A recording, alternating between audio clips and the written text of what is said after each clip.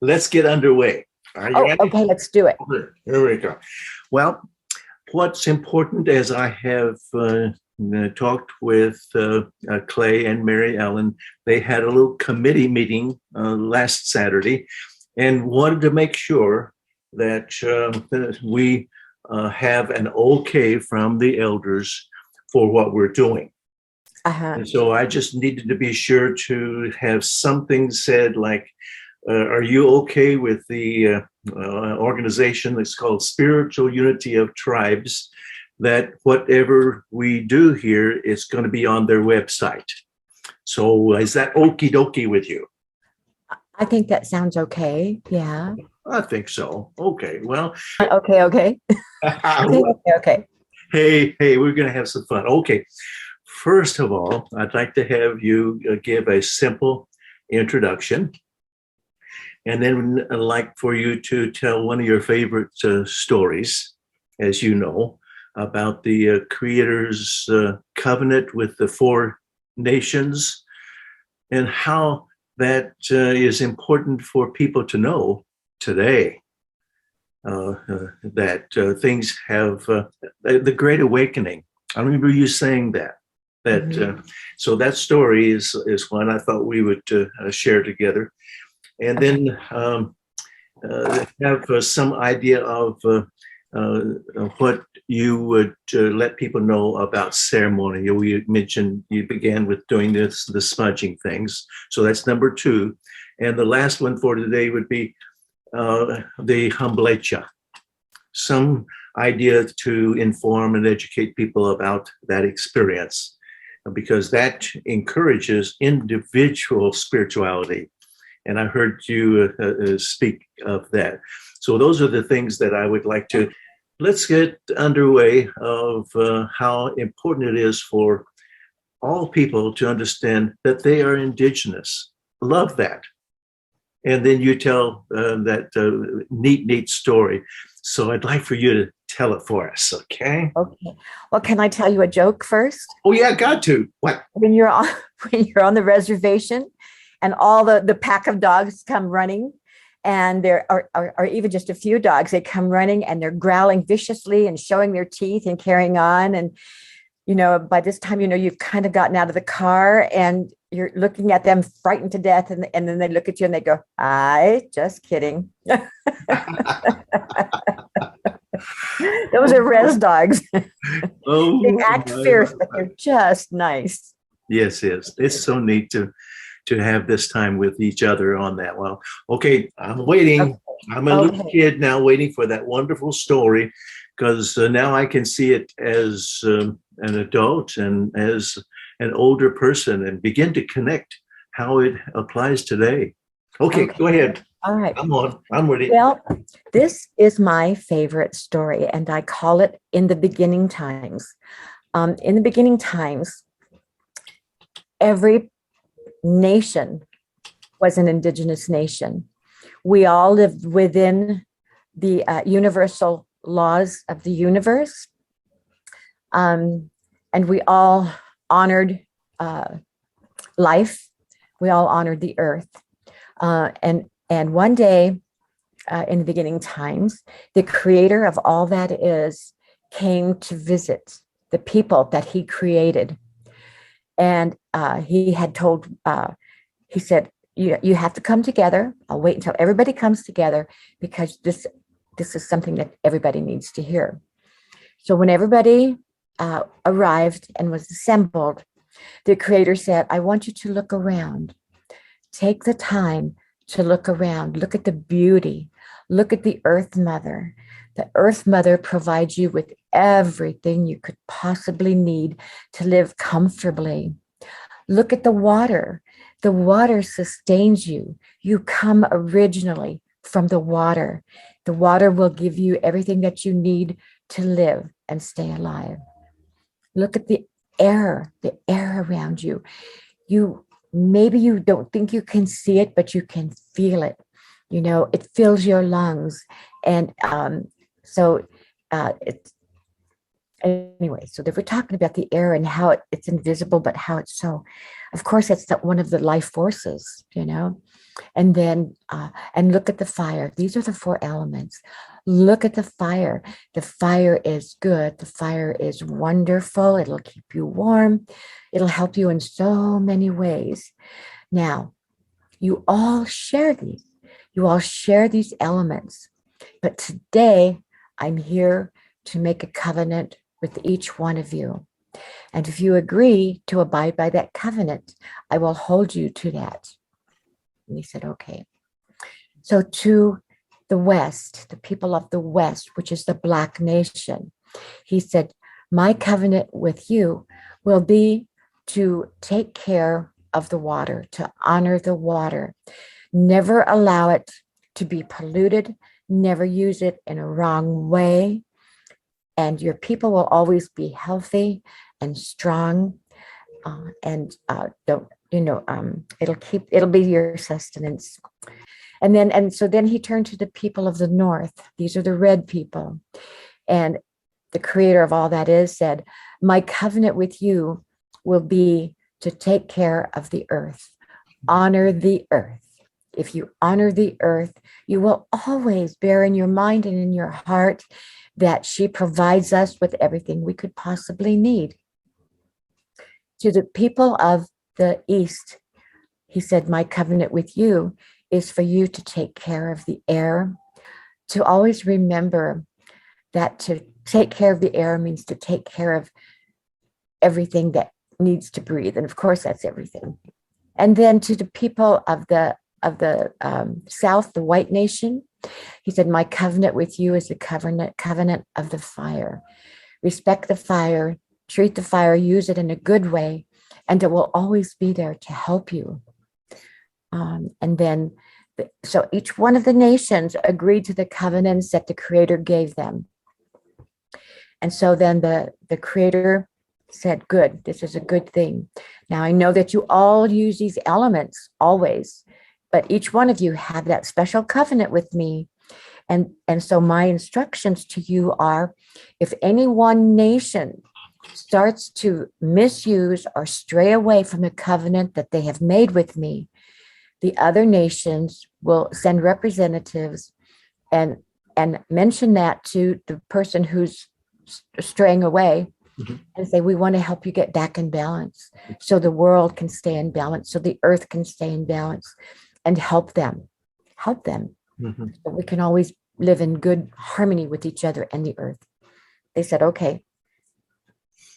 So then time went on and everybody was doing their part. And then one day word came that one of the nations was straying away from their covenant with the Creator. And it was the white nation. They were beginning to use the fire in ways that were not conducive to the covenant, to keep the covenant.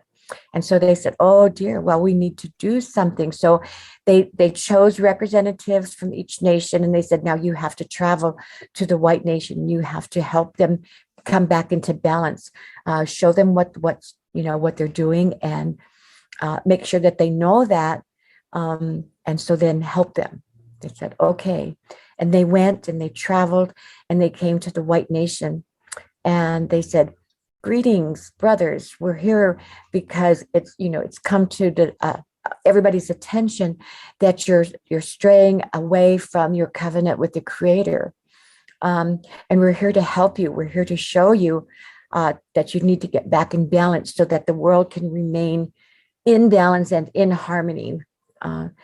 And they said, so show us, we want to see what it is that you're doing. And so the white nation took them and they showed them that they had found a way using the fire. They had found a way to create metal. Well, then when they started the metal, then they found a way to make some tools, because human beings are very ingenious people. And there were some tools that could help. Excuse me.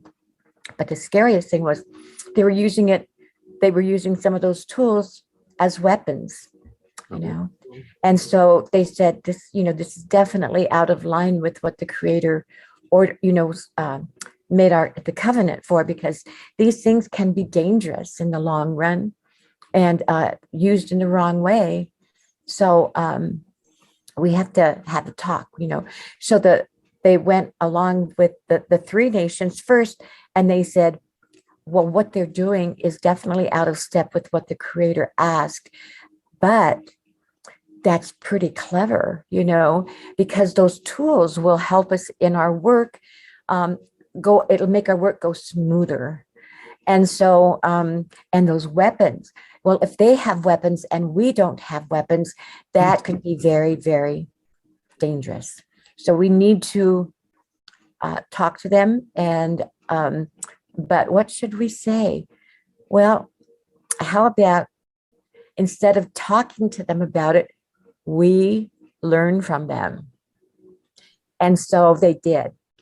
And so they said, okay, yeah, well, this is, but they figured, well, they're out of step, but if we do it, that's okay. It was a, convoluted thinking. And so they sort of walked away without talking about bringing the fire use back into alignment with the covenant that the Creator talked to them about. So they all went back to their respective nations, and they started learning the process of making metal, of creating tools and weapons, and shoes for their horses, for heaven's sake. And so it wasn't long before, because they allowed that to happen, then they started using the metal and whatnot to make plows and things like that for the earth, which is a good, could be a good thing. But before, it wasn't done with metal. The earth wasn't ripped apart, by things that are, metal and whatnot. And then, so that was the red nation breaking the covenant by digging into the earth violently. I mean, that's a violent action, although it may not sound violent. It's a violent action to the mother. And the same thing happened in the East when they started using trying to make metal. They had to make the fire really, really hot, and so the fire was used not in a good way. It wasn't meant to create weapons of destruction. It wasn't made to create things that would hurt the earth. And the most important thing of all, it was polluting the air by creating those things. So the white nation was the first nation, followed by the other three nations. And so because all of these covenants were broken, the earth was out of balance, the atmosphere was out of balance, the water was polluted, the earth was polluted, the air was polluted. Fire was used in a bad way and became a destructive force of nature instead of what it was intended for. And so because everything is out of balance, we have to look around and we have to say, oh, we are all responsible for this. No one nation is responsible. We're all responsible for the condition of this planet that we all live on together. And so it's up to each one of us individually and together to recreate what we have, what we were given. Mm-hmm. And that's what we're trying to do. And I saw that. I saw the nations coming back together, and I cried when I was up at Standing Rock. Mm-hmm. I was leaving camp to come back to Colorado to pick up more supplies. But before I did, I stopped and I turned around and looked at the camp, because it grew from a few hundred to a few thousand to finally about 10,000 people were there. I turned around and I looked, and the four nations were all there. Black Lives Matter sent a contingent there. There were people from Australia and New Zealand and Ireland, and there were a lot of Sami people from the Norwegian area.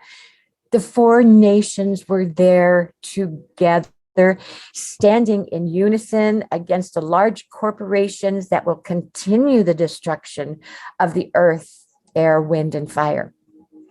So that was a beginning. We've always done that, but that was the first time it was done en masse. It was a beautiful, beautiful sight to behold. And now I see more and more of it because, you know, that it's coming to pass. There were many elders who said, one day we will see the four nations come together and we will all dance under the same tree. We will all dance under the same tree. And it's coming to pass. You know, there are, excuse me, they call them international sun dances when the nations come together and they dance together under the same tree. And by the same token, we also individually, you know, collectively all have our own ceremonies that are just for that nation. And that's so those ceremonies can be preserved in the heart, the mind, the memory, the muscle memory, you know. And then when we all come together, we find out that we all have our ceremonies in common, you know. We all have our version of the Inipi ceremony or the sweat lodge. They have it in all of those nations. You know, if you stop and think about what nation you're from, and you think, well, historically, what did our people do for purification before a ceremony? We all have our version of the sweat lodge. We all have our version of the vision quest. I keep wanting to say it in the Lakota language, but the vision quest. We all have our version of a high ceremony, you know, and so I like to look. It's important to my heart to look at the sameness, you know, the things that we all do. We just do it in our own traditional way. But oh my gosh, when we get together and we sit and we talk and together, hey, we do that too. Oh, hey, you know, like I went to a Jewish temple and I was listening to I can't remember what the topic of the day was, but they talked about the traditional bathing before they do a ceremony. And then they talk about, you know, their altars and, you know, whatnot. And I remember saying, oh my gosh, yeah, the Lakotas do that too. You know, we purify ourselves before we do go into ceremony. And I said, but all of our altars are earthen altars. They're all made of earth. And so they said, oh, you know, and then when it ended, one of the Jewish men came up to me and he said, did I hear you correctly? Did you say your altars are made of earth? I said, yes, they are. He said, way back, all of our altars were made of the earth. Yeah. Yeah. And so, you know, but for some people, as things evolved, you know, that changed. But most Indigenous nations still put the altar together during the ceremony and then take it apart when the ceremony is over, you know, to honor the earth. Well, and what's so neat about that is that there's an acceptance of diversity as Absolutely. well as the things that we have in common. Absolutely. The other thing is that things are being shared with other tribal people that wouldn't have the Inipi, and they're beginning to want to have that tradition as it's being shared with them. So we live in a wonderful time. What kind of things do you tell people to prepare them for the Inipi, the sweat lodge? Oh, okay. Mhm. Well, first of all, I've had this happen. People come to me after a lodge and they'll say to me, Christinia, you know what? I really believe that I was an Indian in a past life. And I think I was Lakota, or I think I was, you know, some other kind. But, you know, I just feel that it's really strong. And I'd heard this so many times and it, you know, I had to think about it. I had to pray for, you know, an opening of my understanding. And so now when people come to me and say that, I say, I think what you're experiencing is an Indigenous awakening. Yes, Yeah. yes. because we all have the same, that same action of purifying ourselves, So I think that's what's happening with you. And then they say, well, we really would like to start on the red road, or, come to more ceremonies. And I said, oh, I love it. I'm so happy that you are stepping your foot on a spiritual path that you've probably been searching for a while. So I'm going to instruct you on your journey a little bit. And first of all, everybody's familiar with the smudging ceremony. The smudging ceremony precludes all of the ceremonies that we do. And so always expect to be smudged, when you go to ceremony. And then follow the protocols, and I'll tell you what the protocols are. First of all, when you go to ceremony, there are appropriate things for women to wear. And that would be like a ceremonial gown or a sweat gown, or even a flannel nightgown, which is what they used when I first started. A flannel nightgown, anything that covers your legs all the way down to your ankles. You want your arms to be totally covered, and use 100% cotton, because cotton breathes. When you are dressed in 100% cotton, when your gown gets soaked because of the steam and the sweat and everything, it actually cools you down. So it has a cooling effect. You can take a towel in with you if you want to, or just a small washcloth, because the sweat will run into your eyes. But a lot of people will just use the sleeve of their thing to dab at their eyes, because it can really burn, And then you never make eye contact with a person of the opposite sex. If somebody starts, I'll go back to the eye contact thing, because then you don't ever want it to turn into a situation where you're trying to snag somebody, or you're trying to impress them, or whatever. So you never make eye contact with a person of the opposite sex. But before you go into the lodge, this is really kind of, I didn't know where to begin with this, but so women get ready and men get ready in separate places. And then the lodge ceremony is, the lodge is set up, and it's set up in a particular way. For the Lakota, our lodges generally face west. The door to the lodge, traditionally face west. A lot of people have it facing east, and we have special ceremonies where we'll have our door facing east as well. So there's the sweat lodge, and then there's it's called the Red Road.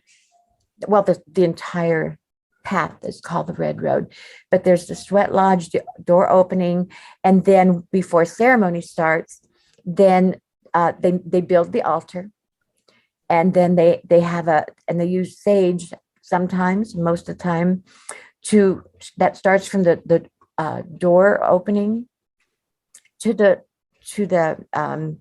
altar. Beyond the altar, there's another sage path.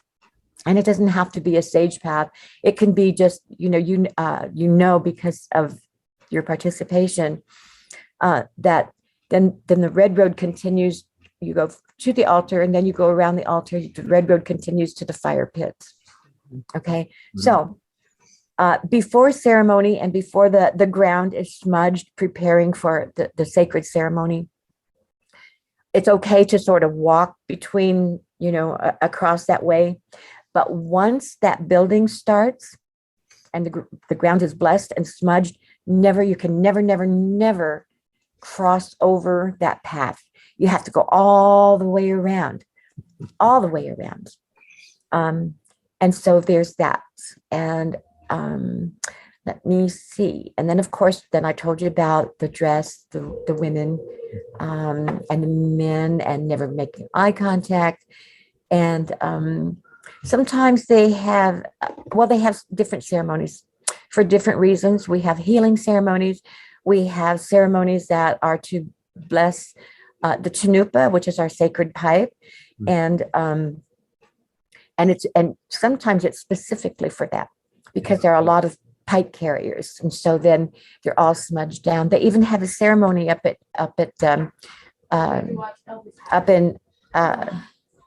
North Dakota when Arvo Looking Horse, who is like a very high spiritual leader in our way, he's like the Pope would be. He actually has a pipe ceremony where all the pipe carriers travel up there to sit in circle and to pray with their pipes, to smudge their pipes, to cleanse their pipes. And it's a very important thing to do, to take good care of the chanupa if you carry one.